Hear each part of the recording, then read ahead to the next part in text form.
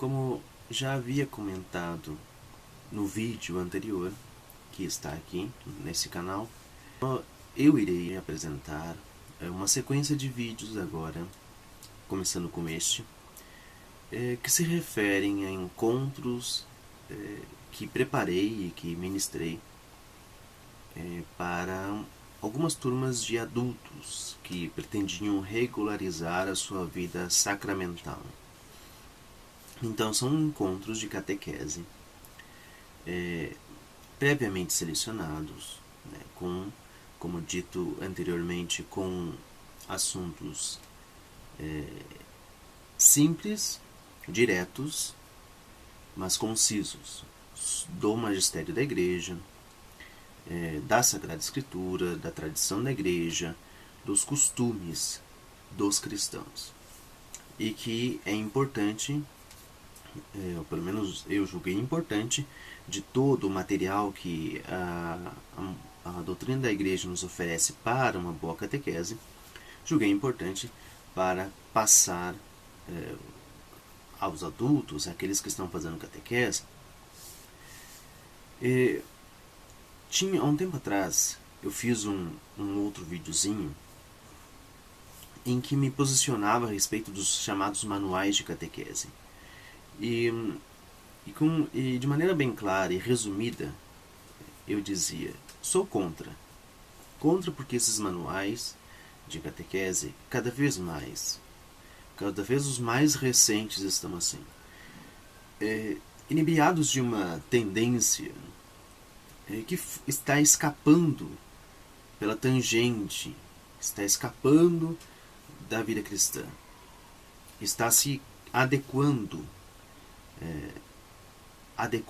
aos costumes do mundo e aos costumes que justamente nos fazem favorecer mais o erro do que a virtude, do que a graça de Deus. Então, sou contra sim os manuais, não uso manual para dar catequese, mesmo que seja escrito pelo bispo tal, pelo padre tal, pelo fulano tal. Tenho minha posição e acredito que o melhor manual, se nós podemos dizer assim, que um catequista pode ter para dar catequese é sim o Catecismo da Igreja Católica. Dele, eu poderia até dizer que temos alguns subsídios como o compêndio do Catecismo da Igreja Católica e também aqui este último, que foi lançado em ocasião da Jornada Mundial da Juventude no Rio de Janeiro, o chamado IUCAT. Esse aí é o material, na verdade, que o catequista, na minha opinião, precisa verdadeiramente usar. É evidente que um outro livro essencial, esse eu nem sequer menciono porque é quase subentendido que precisa ter, é a Sagrada Escritura, a Bíblia, uma boa edição dela. Aliás, outra hora vamos falar sobre as edições da Sagrada Escritura. Né? Que edição usar? De que livraria? De que editora é a melhor? Bom, já digo que nem todas são iguais. Então, é importante ver isso. Né? Bem, como se trata de catequese, é bom começar sempre os encontros de catequese com uma oração. Afinal de contas, não vamos falar somente daquela coisa massiva, dura, de doutrina, mas vamos fomentar nos encontros de catequese a espiritualidade cristã. E para fomentar a espiritualidade cristã é fundamental a oração. Então vamos sempre começar com uma breve oração, uma brevíssima oração.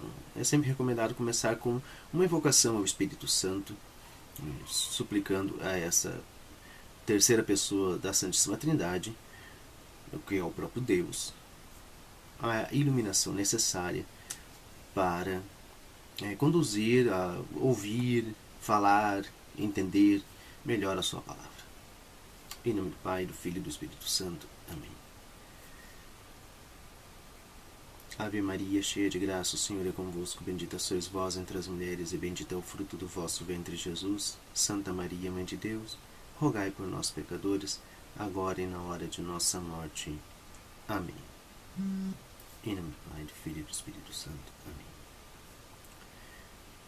Bom, a oração do Espírito Santo, cada um pode colocá-la, fazê-la pessoalmente ou fazê-la na sua turma de catequese, evidente.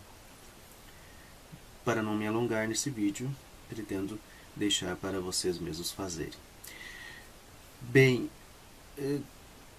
no vídeo anterior tinha passado um relato dos encontros, né?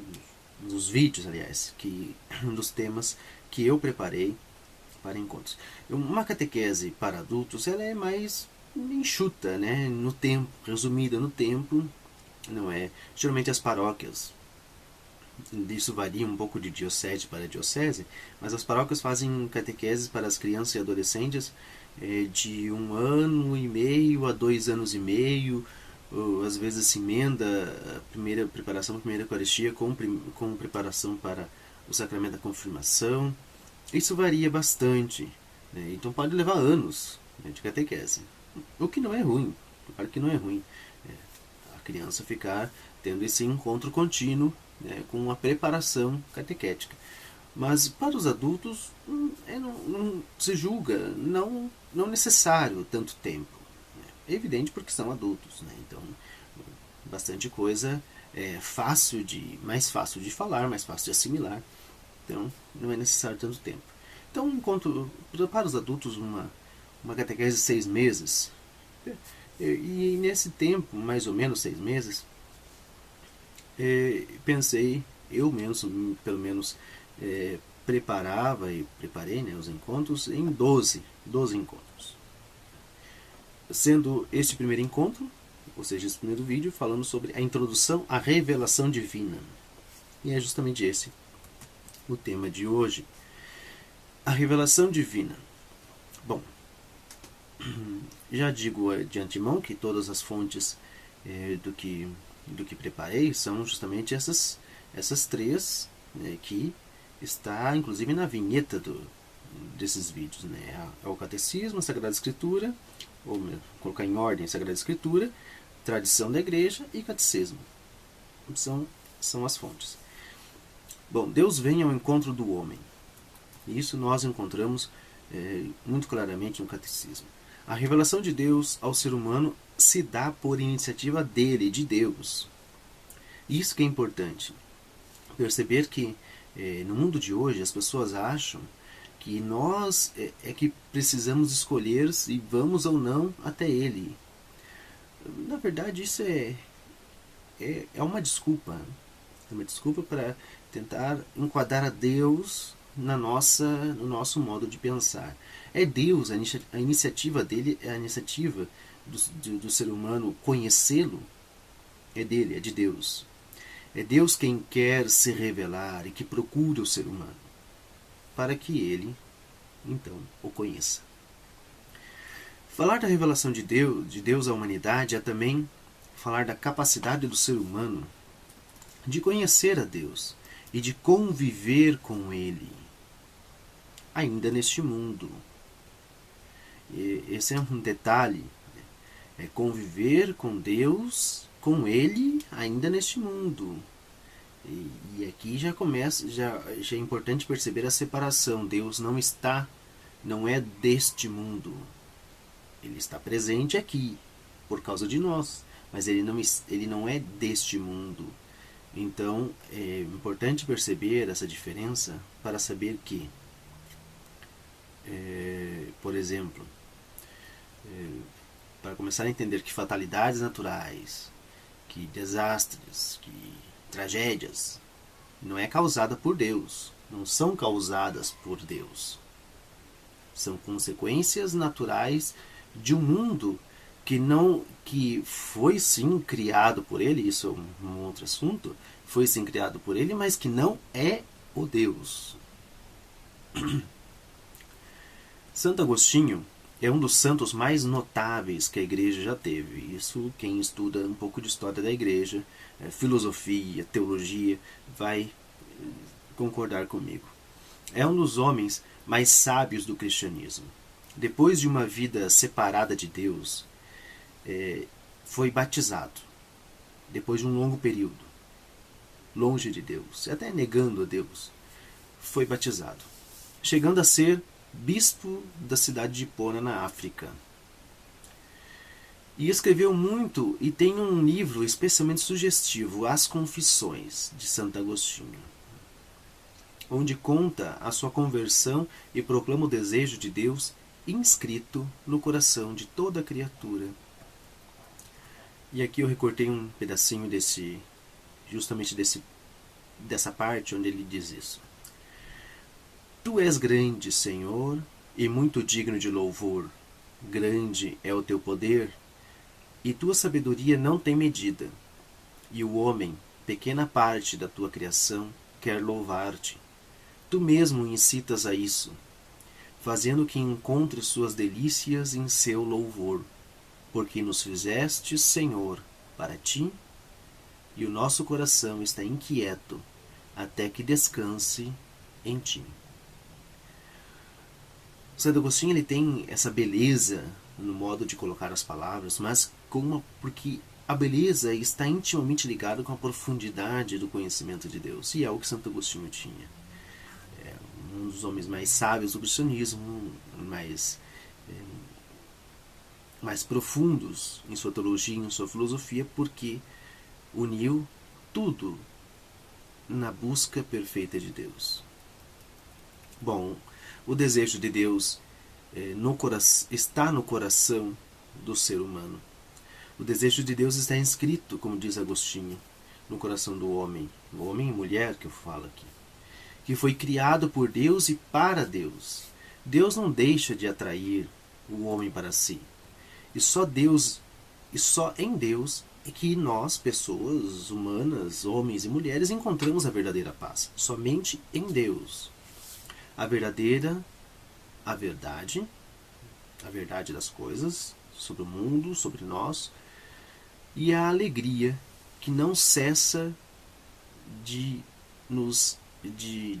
buscar, a alegria que não se acaba somente em encontrar alguma coisa, mas que se alegra pelo fato de buscar tudo em Deus. O homem é um ser religioso, como dizia São Paulo na cidade de Atenas, no livro dos Atos dos Apóstolos, capítulo 17, versículo 28. Em Deus vivemos, nos movemos e existimos. Em Deus. Mas o homem pode esquecer-se de Deus e inclusive recusá-lo ou negar a sua existência. Por qual motivo? A ignorância. O rebelar-se contra o mal que sofre ou se vê, as preocupações do mundo e das riquezas, o mau exemplo de alguns que se chamam de cristãos só porque receberam o batismo e talvez algum outro sacramento, mas o testemunho de vida não condiz com aquilo que receberam, as ideias contrárias à religião se tornam motivo para o homem negar e se afastar de Deus. E a atitude do pecador que, por medo, talvez, se oculta de Deus e foge do seu chamado, um covarde. Nenhum desses pretextos justifica o esquecimento ou a negação de Deus. Porque Deus é maior que todos eles, e nenhum deles é causado por causa de Deus, mas por causa de nós mesmos. A ignorância tem vários motivos, ou justamente a necessidade do lugar, a deficiência do lugar, a deficiência da pessoa, ou a preguiça da pessoa. O rebelar-se contra Deus porque não entende alguma coisa que vê, que acontece, mas não consegue entender o que é. É fácil rebelar-se contra aquele que não se enxerga, contra aquele que não está na tua frente para se defender. É fácil você negar a existência ou rebelar-se por causa das preocupações do mundo e por causa das riquezas. Dou mais importância ao meu negócio, que está aí bombando, e não tenho tempo para Deus. O mau exemplo dos outros cristãos. Essa é clássica. É fácil de negar a existência ou dizer, mas Deus existe mesmo? Olha aquele cristão. Olha só o jeito que são. Se dizem cristãos, mas vivem cometendo erros, roubando, extorquindo, falando mal, blasfemando, tendo uma vida totalmente incoerente. Então, por isso que todos esses motivos aqui listados não são realmente justificativas para que o homem esqueça de Deus e o negue até a sua existência. O homem que pode conhecer a existência de Deus por dois caminhos. Um caminho natural e o outro sobrenatural. O caminho natural para conhecer a Deus tem como ponto de partida a criação, quer dizer, as coisas que nos rodeiam. Somente com a luz da razão, o homem sabe que nem ele tem em si mesmo a razão de ser. Porque tivemos um princípio e teremos também um fim. Somos seres contingentes. Somos seres criados e dependentes.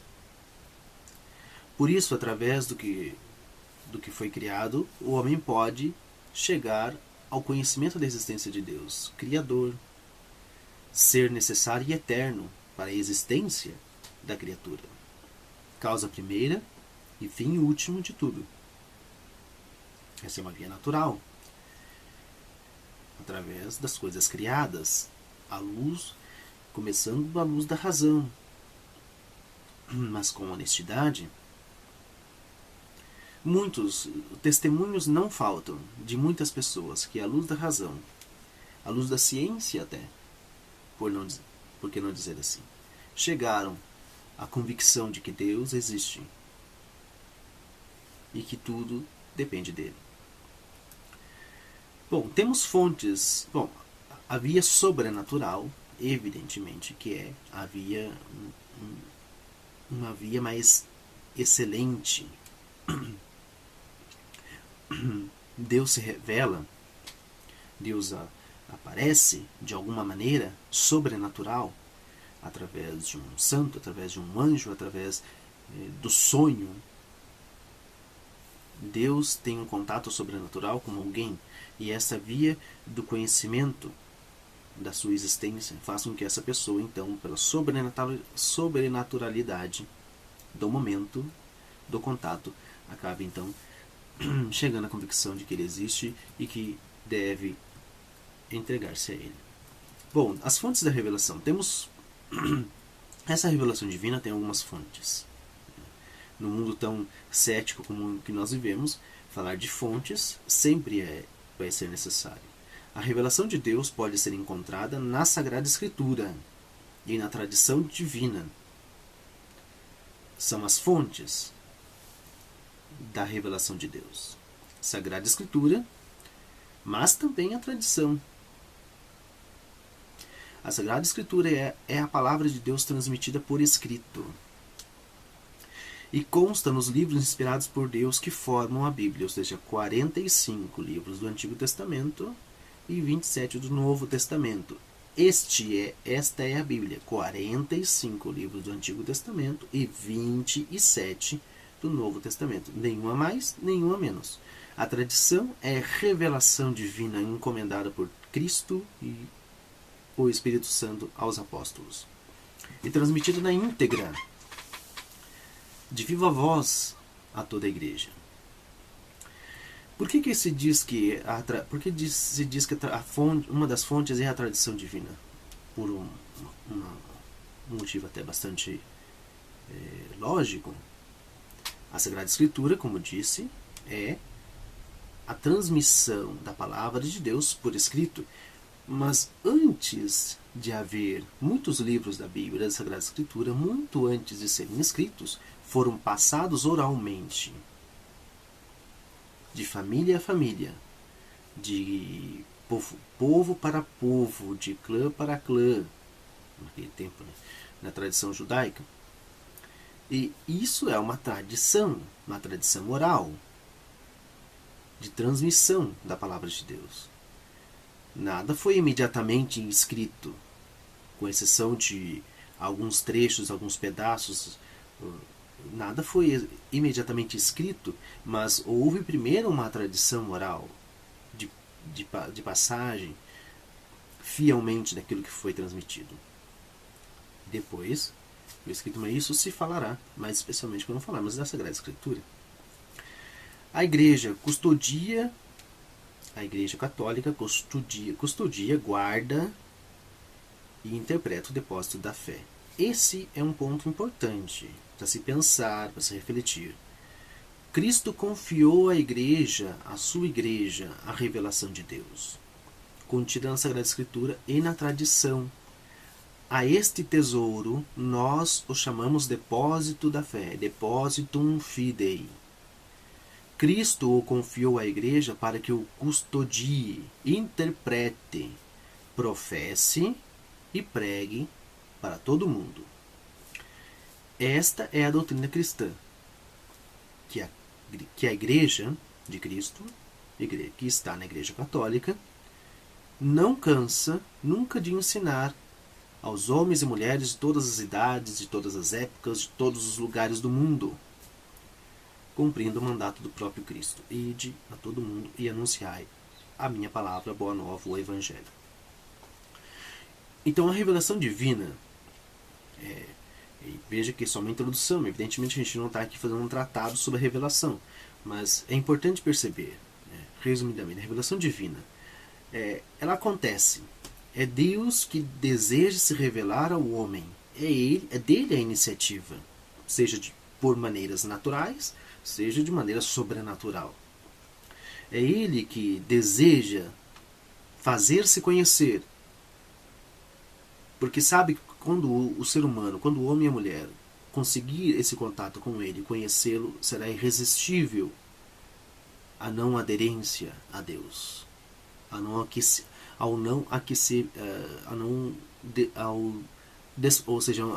desprezar o desejo de querer ficar junto dele. Santo Agostinho nos ajuda na reflexão disso que nós tudo falamos. Santo Agostinho, quando diz que inquieto está o coração do ser humano, o espírito do ser humano fica inquieto enquanto ainda não conhece verdadeiramente a Deus. E não encontra a felicidade, não encontra a alegria, não encontra a paz, porque somente se encontra essas coisas quando estamos com Deus. E é importante nós entendermos essa questão da revelação, porque nos fazem compreender que muitas coisas nos são ditas pela metade, muitas vezes, e por isso sempre temos margem, às vezes, para interpretar errado as coisas que acontecem na vida espiritual da Igreja. Deus se revela não para que nós nos submetamos a Ele, como se fôssemos escravos de sua vontade.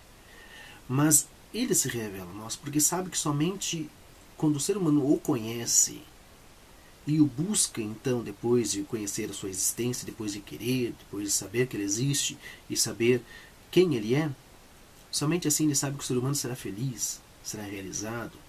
Então é por esse motivo que a revelação divina ela é fundamental, e tudo começa aqui. Por isso que nós começamos esses nossos vídeos justamente com uma introdução, uma conversa sobre essa revelação divina, porque ela é importante para preparar o chão para entendermos o resto. Saber que Deus existe, Ele deseja se revelar ao ser humano, não para que nos escravize, mas porque sabe que somente o conhecendo e o buscando nós seremos felizes, teremos a paz e entenderemos o sentido da vida, entenderemos a real verdade sobre as coisas e o que nós precisamos fazer para alcançar a felicidade eterna. Bem, hoje ficamos por aqui, falamos sobre a revelação divina, e o que é importante quem sabe até como tarefa, pegarmos a nossa Bíblia que tenhamos em casa e dermos uma boa olhada. Não precisa começar a ler lá do Gênesis para ir até o final. Claro, a Bíblia é grande, você vai demorar. Mas agora o primeiro passo é dar uma olhada geral nela. Uma folhada geral, ver tem esses livros, falamos aqui, né, dos 45 do Antigo, 27 do Novo. Veja que Bíblia eu tenho em casa. Vamos dar uma olhada. Quem sabe esse é o primeiro contato. Quem sabe eu vou começar a descobrir coisas que eu não sabia que tinha na Bíblia. Então, isso que é importante. Vamos dar uma familiarizada neste contato com a Sagrada Escritura, fonte da revelação divina. Até mais.